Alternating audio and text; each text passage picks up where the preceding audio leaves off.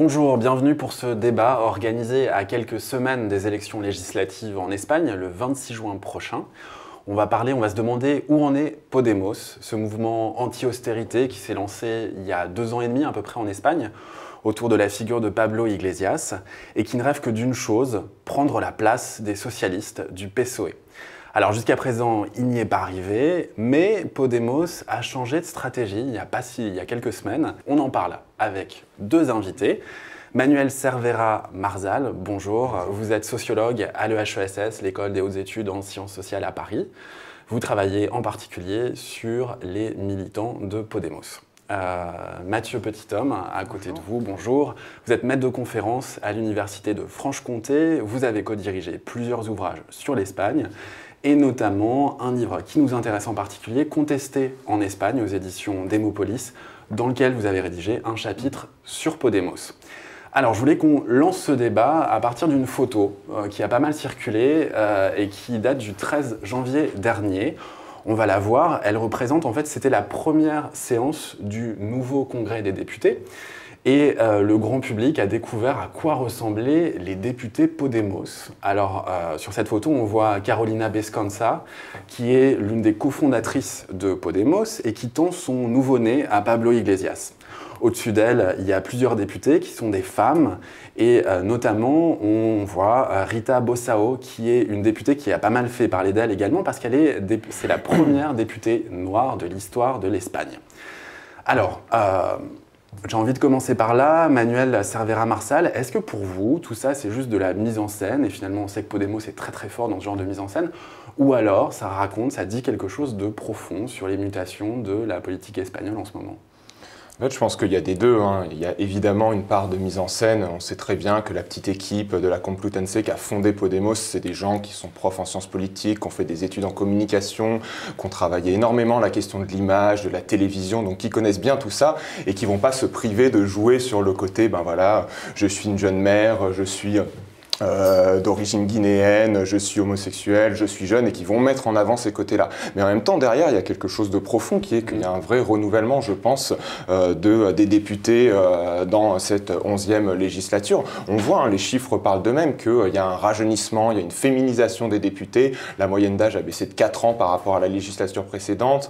Il y a 5% de femmes en plus. D'ailleurs, Podemos joue un rôle vraiment important dans ce renouvellement des députés, puisque c'est le seul des 4 grands partis à avoir une vraie parité entre hommes et femmes. Il y a 50% de députés hommes, 50% de députés femmes chez Podemos, alors que son rival de droite, qui lui aussi prétend incarner le renouveau Ciudadanos, de centre-droit, a seulement 20% de femmes dans son contingent, ce qui est le plus bas taux du Parlement.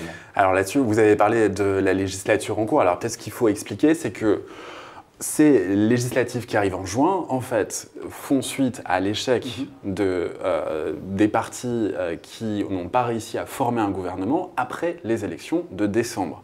Et donc, en fait, à ces élections de décembre, Podemos est arrivé en 3e position, derrière le Parti populaire, c'est-à-dire la droite au pouvoir, mais aussi derrière le Parti socialiste. Là-dessus, Mathieu Petithomme, vous... Qu'est-ce que vous avez pensé du score de Podemos en décembre déjà? Est-ce que pour vous, ils ont réussi leur pari ou alors non, ils n'ont pas réussi et les vieux partis, la vieille politique, sont restés devant? Alors, tout dépend du point de vue. Si l'on prend comme idée l'idée que Podemos veut conquérir le pouvoir, évidemment, ils n'y sont pas encore arrivés.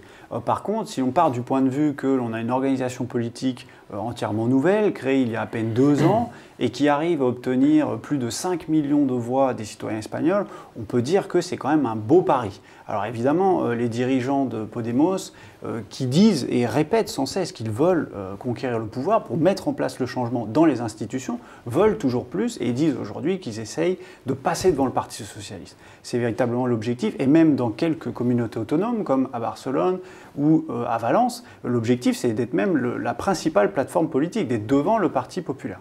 Alors si on revient sur les élections de décembre rapidement, c'est vrai que le score de Podemos a été meilleur que ce que ne prédisaient les sondages. C'est pour ça qu'il ne faut jamais se fier véritablement aux sondages. Et aujourd'hui, c'est la même chose. Il y a une situation d'incertitude politique, et ce qu'il faut dire aux gens, c'est ça, c'est qu'il y a une volatilité très forte en ce moment en Espagne, parce qu'on est dans une situation où l'ancien système est toujours en vigueur et le nouveau n'est pas encore arrivé. C'est typique des périodes de transition, de crise politique, donc on a une période très incertaine. Mais ce qui est clair, c'est que les partis politiques qui sont sortis victorieux des urnes, le Parti populaire n'a pas réussi à créer une coalition, puisqu'en fait il est assez discrédité par les cas de corruption, l'affaire Bárcenas, toute sa comptabilité. Donc ça va être très dur pour lui, même s'il gagne à nouveau ses élections de juin, de former une coalition électorale. Et d'autre part, le Parti socialiste, qui veut incarner l'alternance, a quand même du mal à l'incarner parce que lui-même est embourbé dans des affaires de corruption, a mené des politiques d'austérité. Et aujourd'hui, par exemple encore, on a eu la mise en cause des anciens dirigeants du Parti socialiste en Andalousie. Donc ça donne une image vraiment très mauvaise pour le Parti socialiste. Là-dessus, juste votre commentaire sur les élections du 20 décembre. Vous étiez... oui, le 20 décembre, c'est ce qui est... Juste, je vous coupe, il y a un scénario alternatif qui est un peu le cas grec, où on a eu Syriza qui a pris toute la place du PASOK et qui a siphonné les voix. Là, on a l'impression en Espagne que ça va pas être ça. C'était vraiment l'ambition de Podemos affichée de but en blanc, c'était de finir premier. Et Iglesias, il l'a répété au lendemain du 20 décembre, il a dit « Moi, je ne me satisfais pas de la médaille de bronze, on est troisième, le but c'est de gagner ». Donc, il y a un constat d'échec du point de vue des dirigeants de Podemos. Voilà, ils ont mis en place une stratégie, on reviendra dessus, la transversalité. Ça a échoué, ils sont arrivés que troisième, donc il faut réinventer, il faut se reposer des questions. Ok, on va revenir sur la campagne du mois de juin, mais avant, je voulais quand même revenir sur cette période un peu incertaine, où on n'a pas tout compris à ce qui se passait toujours pendant ces derniers mois, entre des négociations entre partis. Il y a une scène qui a marqué les esprits en Espagne, qu'on appelle la scène du baiser. Elle concerne Pablo Iglesias et Xavi Domènech, qui est un Catalan, c'est un allié de Podemos en Catalogne. Et Pablo Iglesias est tellement content du discours que vient de faire son allié à la tribune qu'il va se précipiter et l'embrasser. C'est une scène qui a été très commentée, on la regarde et on la commente ensuite. Fem caure espigues d'or. Gràcies. Gracias, señor Domènech.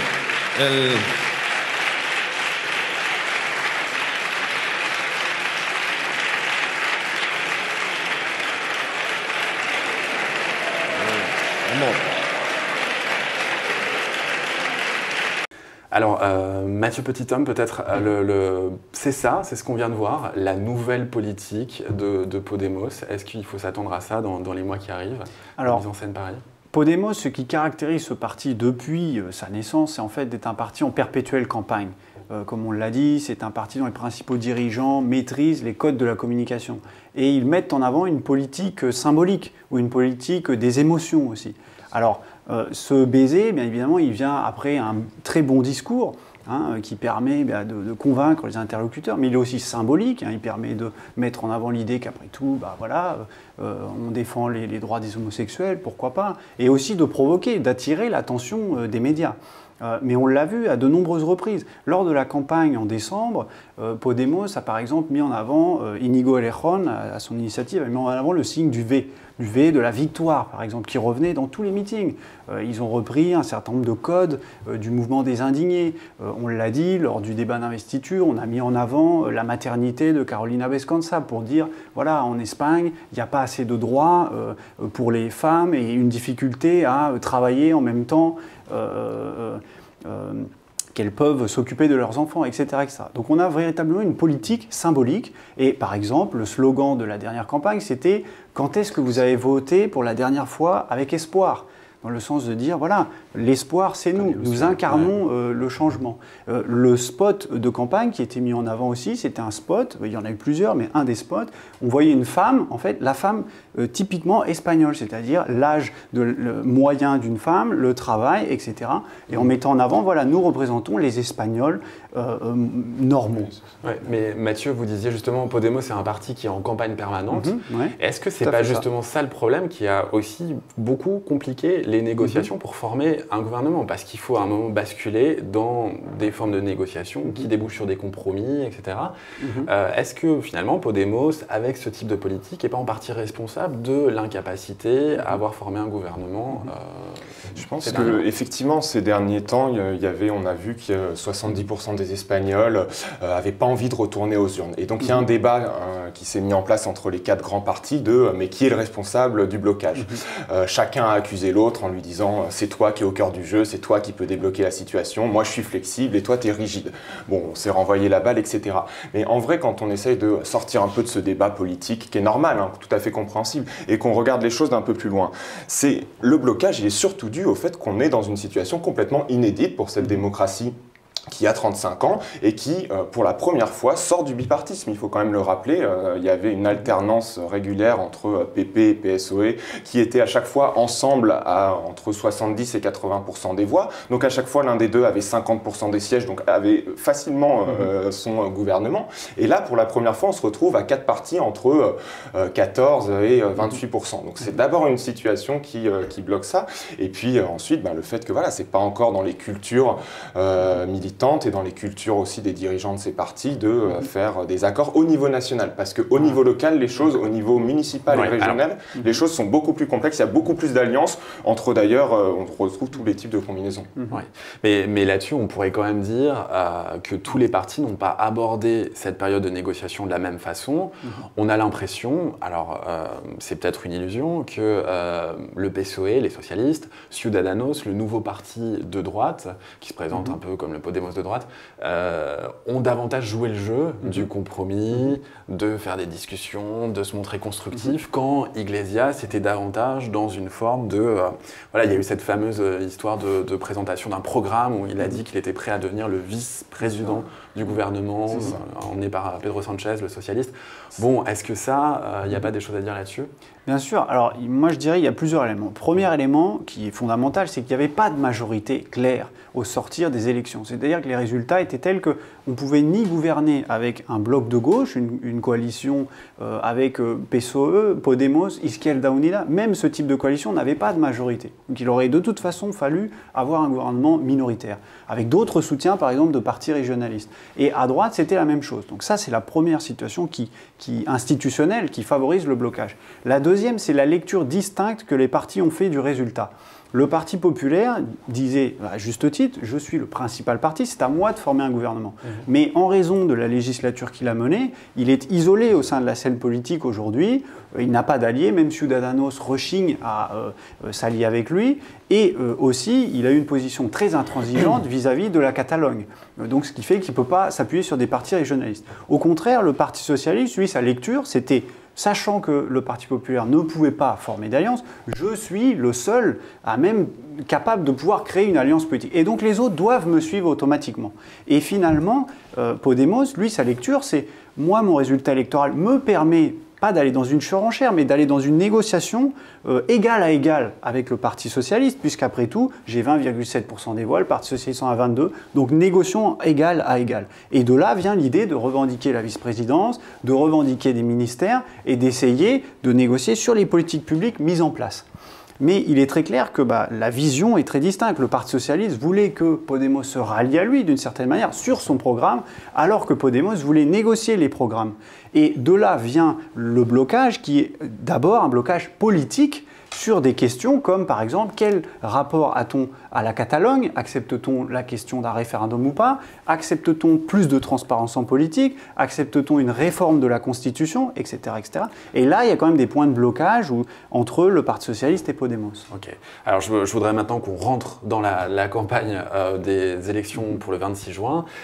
Il y a une différence majeure en termes stratégiques qu'il faut décrypter ici, qui est que Podemos a finalement accepté ce qu'il avait refusé depuis sa création, c'est-à-dire de s'allier avec Izquierda Unida, c'est-à-dire les communistes, qui existent depuis les années 80 et dont une partie des dirigeants est connue aussi pour des faits de corruption, au passage. Et donc, ça représente dans l'imaginaire politique espagnol plutôt de la vieille politique, on va dire. Donc, maintenant, ça s'appelle Unidos Podemos, je crois. Est-ce que ça, c'est un changement stratégique bien joué? Est-ce que ça va changer la donne? Qu'est-ce que vous en pensez? Alors peut-être il faut remonter à nouveau un peu en arrière pour comprendre ce qui s'est joué là dans cet accord entre Izquierda Unida, qui est l'équivalent du Front de gauche, et Podemos. Si je le fais rapidement... L'équivalent du Front de gauche, vous dites. On pourrait dire grosso modo que c'est ça. D'accord. C'est pour fixer les esprits français par rapport à ce qui se passe en Espagne. Janvier 2014, Podemos se lance pour les élections européennes, c'est leur première candidature. Mais pourquoi ils se lancent publiquement en tant que Podemos? Eh bien en fait, juste avant, ils ont essayé, Iglesias, Errejón, etc., de mener campagne au sein d'Izquierda Unida. Voilà, ils ont mené ils ont milité dans Izquierda Unida, ils ont mené des campagnes régionales, et là ils font une proposition à Izquierda Unida de faire des primaires ouvertes, ils proposent Pablo Iglesias en tête de liste, ils proposent ce discours de la transversalité, nous on n'est pas la gauche contre la droite, on est vraiment le peuple contre les élites, mais Izquierda Unida... Je vous coupe, la transversalité, c'est ce qu'on a le plus associé à Podemos au début, qui est de dire ni droite ni gauche, on va chercher d'autres majorités qu'une majorité de gauche radicale qui perd toujours dans les élections, comme ils disent souvent. Et Izquierda Unida, non, nous on ne veut pas de ce discours, on n'est ni droite ni gauche, nous, notre discours c'est on est la vraie gauche, la gauche authentique, etc. Donc Podemos se lance en tant que tel. Podemos obtient un score qui est jugé mirobolant, on sent une dynamique qui monte, même s'il y a des petits reflux, mais ça monte. Et on arrive 1 an et demi plus tard pour les élections législatives de décembre 2015, et là, c'est la scène inverse qui se passe. C'est que c'est Izquierda Unida qui vient taper à la porte de Podemos en disant, en fait, on pourrait peut-être s'allier, notre programme est à 95% le même, la différence, c'est simplement comment on emballe tout ça, est-ce qu'on ne pourrait pas y aller ensemble? Mais là, Podemos a peu intérêt à s'allier à Izquierda Unida puisqu'il a le vent en poupe, qu'il y va seul, qu'il est en train de siphonner les voix du PSOE et d'Izquierda Unida encore plus. Podemos a complètement siphonné les voix de Izquierda Unida et en plus Izquierda Unida est un peu encombrant parce qu'ils ont géré l'austérité avec le PSOE en Andalousie, ils ont des cas de corruption en tout cas présumés à Madrid, donc voilà, ça fait pas très nouvelle politique propre et transparente. Donc Podemos dit non, on y va seul. Et là le résultat, Podemos arrive derrière le PSOE, mais à quelques centaines de milliers de voix d'écart. 300 000. 300 000 voix. Donc ils ratent leur pari. Ils sont 3e, mais en même temps, ils sentent que c'est pas loin. Il leur manque 500 000, 1 million de voix pour passer devant le PSOE. Et ce million de voix, il est où? C'est exactement le nombre de voix qu'a obtenu Izquierda Unida. Donc ça explique assez logiquement que ça facilite les possibilités d'une négociation et d'un accord, comme il vient d'y avoir entre Garzón et Iglesias. Mathieu Petithomme, ce genre de calcul... quand même assez électoraliste. Alors on ne sait pas ce que ça va donner sur le moyen terme, mais là c'est vraiment, voilà, ils ont obtenu autant de milliers de voix, nous autant, on devrait passer devant les socialistes. Est-ce que ça peut marcher vraiment? Ah oui, tout à fait, c'est de la politique. Pablo Iglesias, il est fasciné par Machiavel, par Game of Thrones, par tous les travaux sur la stratégie politique.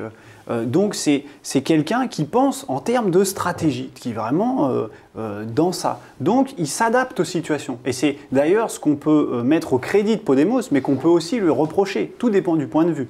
Si on se place du point de vue de qu'est-ce qu'il faut faire pour gagner, eh bien dans ce cas-là, oui, il faut être un parti caméléon, il faut attirer des gens qui sont d'horizons distincts, pas que de la gauche radicale, mais aussi des gens déçus du Parti socialiste, des abstentionnistes. Il faut que les gens voient dans Podemos des choses différentes et qui lui permet d'être un parti qui s'adresse à la majeure partie de la société. Et c'est ça le projet en fait de Podemos. Donc aujourd'hui, le scénario politique a changé.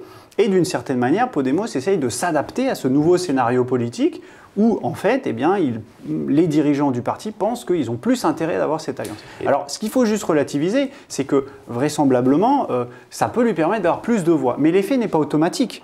Hein, c'est pas parce qu'il s'allie qu'il va en avoir plus. Et de fait, on a un exemple très clair, ce sont les élections en Catalogne, régionales en Catalogne, en septembre 2015, où de fait, le résultat a été très mauvais. Ils ont obtenu 8%, c'est-à-dire moins que ce que Izquierda Unida obtenait en allant seul. Alors évidemment, les élections catalanes se jouent sur d'autres enjeux, hein, donc c'est pas véritablement la même chose. Mais simplement pour dire que voilà, le fait de passer devant le Parti socialiste parce qu'on s'allie, l'effet n'est pas automatique. Mais évidemment, c'est une condition importante pour la victoire. Et ça montre aussi cette capacité à s'adapter à la situation.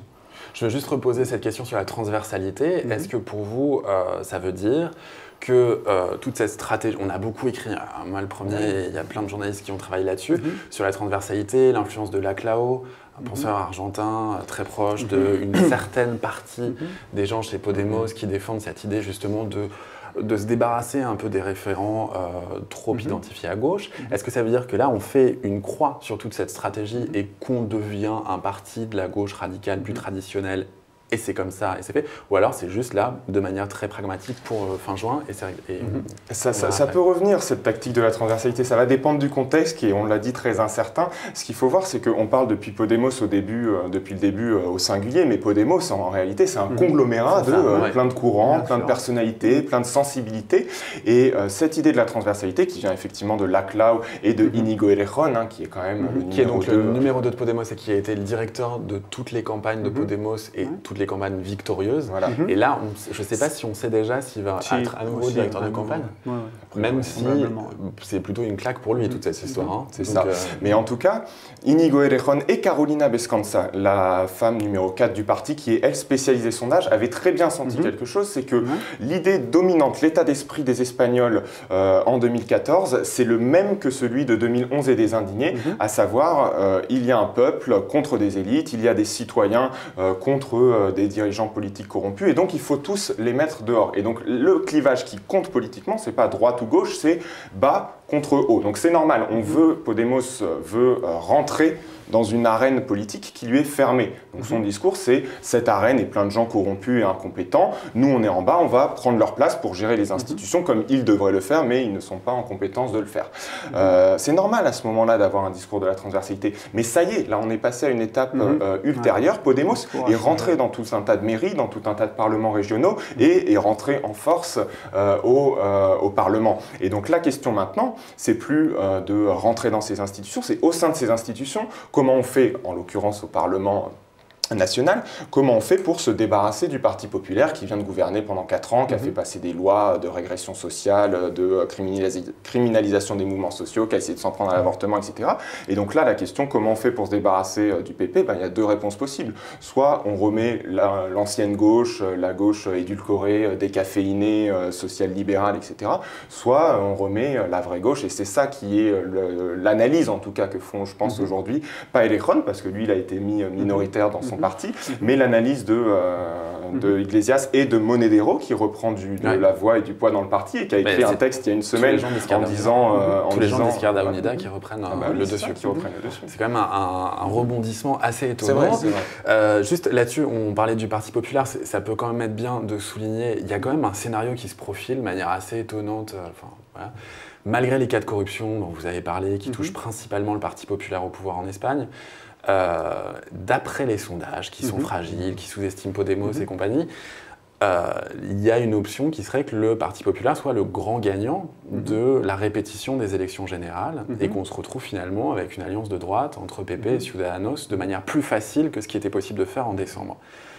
C'est un scénario possible, ça? Alors évidemment, comme on l'a dit, il y a une grande volatilité électorale, il y a beaucoup d'électeurs indécis, on ne sait pas ce qui peut se passer dans une campagne, il peut y avoir des événements qui fassent changer la campagne du tout au tout. Rappelons-nous la campagne en 2004 où le Parti populaire était annoncé comme le grand victorieux, il y a eu des attentats juste avant, il a communiqué et au final c'est la gauche qui a gagné. On ne sait pas ce qui peut se passer. Mais moi, à mon sens, il y a des dynamiques contradictoires parce qu'il y a des sondages qui disent ça. De fait, le Parti populaire, je pense, va vraisemblablement être à nouveau le premier parti. Mais le scénario le plus probable est que ça soit la même impasse politique pour lui. Parce que si Ciudadanos s'allie avec le Parti populaire, Ciudadanos demain meurt et disparaît de la scène politique. Donc le problème, il est là, c'est que le Parti populaire, il n'a pas d'alliés. Et Ciudadanos, même si ils pouvaient créer une majorité avec le Parti populaire, il faudrait qu'ils arrivent à faire bouger véritablement les lignes au sein du Parti populaire. Or, est-ce qu'ils seraient en mesure de le faire s'ils sont juste un parti minoritaire ? C'est pas certain. Et d'autre part, il y a aussi de plus en plus de sondages qui montrent des choses différentes. Premièrement, à Barcelone, Podemos et donc la coalition de gauche alternative, disons, est annoncée, En Comú Podem, est annoncée comme ayant plus de 34% des voix. C'est-à-dire le premier parti, ce qui était déjà en décembre, mais encore plus. Les autres, le Parti socialiste, pour vous donner une idée, est annoncé vers les 15%. Bon, à Valence, même chose, parce qu'il s'est allié avec Compromís. Dans les Baléares, potentiellement aussi, on peut avoir la même dynamique. Donc, si vous voulez, aujourd'hui, la situation, elle est quand même plutôt favorable à ce que l'on ait une alliance de gauche, que ce soit avec le Parti socialiste comme premier parti ou Podemos comme premier parti, mais ça me semble plus probable. Même si, bien évidemment, le jeu est quand même... Parce qu'il y a une volonté quand même d'alternance, et le parti au pouvoir aujourd'hui, c'était le Parti populaire. Donc l'alternance reste la gauche. D'accord. Quand on demande aux Espagnols, effectivement, leur choix, le choix majoritaire pour 32% d'entre eux, c'est un gouvernement de gauche, ce qu'ils appellent un gouvernement du changement, PSOE, Podemos, Izquierda Unida. Et en deuxième position, c'est un gouvernement, la grande coalition à l'allemande, qui exclurait Podemos, mais du coup avec PSOE, Ciudadanos et le PP. Mais ça recueille que 24% d'opinion favorable. D'accord. Je voudrais juste, dans un dernier temps, revenir un peu sur ce qui reste un peu de ce Podemos des débuts. Voilà, toute cette année 2014 qui a été assez incroyable parce qu'il y a un surgissement si rapide d'un parti voilà, qui s'impose avec 8% aux européennes, puis il y avait le congrès à la fin d'année. Qu'est-ce qui reste de ce parti aujourd'hui? Est-ce que Podemos n'est pas juste devenu un parti social-démocrate comme un autre? Est-ce qu'on l'a vu dans les négociations? Il négocie voilà, à la virgule près avec les socialistes sur les contraintes budgétaires, etc. Ils demandent un assouplissement des politiques monétaires de la BCE, mais voilà.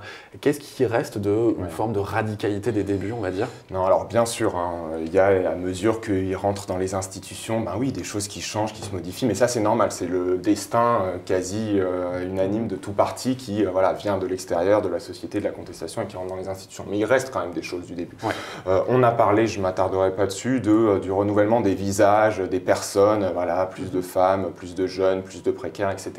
Il y a quand même aussi un renouvellement des pratiques des élus de Podemos qui refusent les salaires mirobolants, refusent tous les privilèges en termes de logement, de voitures de fonction, ce qu'ils peuvent avoir. Et cet argent-là, ils l'utilisent pour le donner à des initiatives citoyennes. Donc, voilà. Il y a aussi dans toutes les mairies du changement, qui ne sont pas que des mairies de Podemos, c'est généralement des mairies avec des plateformes citoyennes, des unités populaires. Comme Barcelone, Madrid, qui ont été remportées par des plateformes citoyennes soutenues par Podemos. Voilà. Et là, il y a un changement des politiques publiques mises en œuvre, tout simplement. Voilà, il y a moins d'expulsions, il y a une meilleure défense des droits sociaux, il y a une fiscalité locale qui est modifiée. C'est des villes, il y a un réseau qui s'est créé en Espagne de villes refuges sur le Parlement de Madrid. Il y a cette grande banderole Refugees Welcome. Bon là pareil, c'est beaucoup de la mise en scène parce que concrètement, il n'y a aucun réfugié qui en a profité. Non, mais au niveau étatique, effectivement, ils s'étaient engagés à accueillir 18 000 personnes, ils en ont accueilli que 18, mais par contre, les villes, elles, mettent en place, ouvrent certains locaux, subventionnent les associations qui aident les réfugiés. Donc ça, il y a vraiment des changements aussi à ce niveau-là. Et puis il y a aussi surtout des changements dans les cadres d'interprétation du monde. Il y a des problèmes qui relevaient de l'intime du personnel qui sont en train de se politiser. Et ça, sur vos travaux, vous qui travaillez là sur les militants de base, ceux qui viennent peut-être du mouvement du 15e, du mouvement indigné en 2011, qui sont passés par Podemos des débuts, puis qu'est-ce qu'ils disent, comment vous, qu'est-ce qu'on raconte à la base? C'est à la base, moi c'est ce qui m'intéresse le plus et c'est assez, on voit des flux et des reflux. Au départ, évidemment, en 2014, quand ça se crée, il y a un enthousiasme tel que, sans même que les dirigeants maîtrisent quoi que ce soit, il y a 1000, 1500, 1800 cercles, donc comités de base qui se créent. C'est assez affolant. Et à partir du début de l'année de campagne, les grands 6 mois de campagne où il y a tout qui s'enchaîne, donc en 2015 principalement, là il y a un reflux en fait. Il y a la moitié des cercles qui disparaissent, il y a des gens qui partent parce qu'ils sont un peu désillusionnés, qu'ils voient que c'est une machine de guerre pour l'efficacité avec le pouvoir quand même qui repose principalement dans les mains de la direction. Donc là les militants s'en vont. Mais moi, là, avec les discussions, les retours que j'ai de la base de Podemos, il semblerait qu'il y ait un petit redémarrage depuis justement le 20 décembre, parce que on voit poindre une éventuelle victoire ou en tout cas une éventuelle coalition avec le PSOE. Et ça redonne du baume au cœur. Et les villes d'ailleurs où les comités, les cercles se portent le mieux, c'est les villes où ils ont eu les meilleurs résultats électoraux, notamment aux élections municipales. Il semblerait qu'il y ait une corrélation entre vraiment des bons scores et un vivier militant. Après, c'est compliqué parce que il y a aussi toute la question de la relation entre Podemos et les mouvements sociaux. Et alors ça, il y a à la fois, on a des leaders, des cadres des mouvements sociaux qui sont à la fois dans Podemos, qui ont les deux casquettes à la fois, et en même temps, on a des gens qui viennent des mouvements sociaux qui se font entièrement inspirés par Podemos et donc qui quittent leur syndicats, qui quittent l'APH, qui travaillent sur les questions de plateforme anti-expulsion. C'est ça, la plateforme anti-expulsion. Et donc c'est assez ambigu, le rapport entre Podemos et les mouvements sociaux. Vous avez la même impression depuis, alors vous travaillez plutôt depuis l'Andalousie? Oui, bien sûr.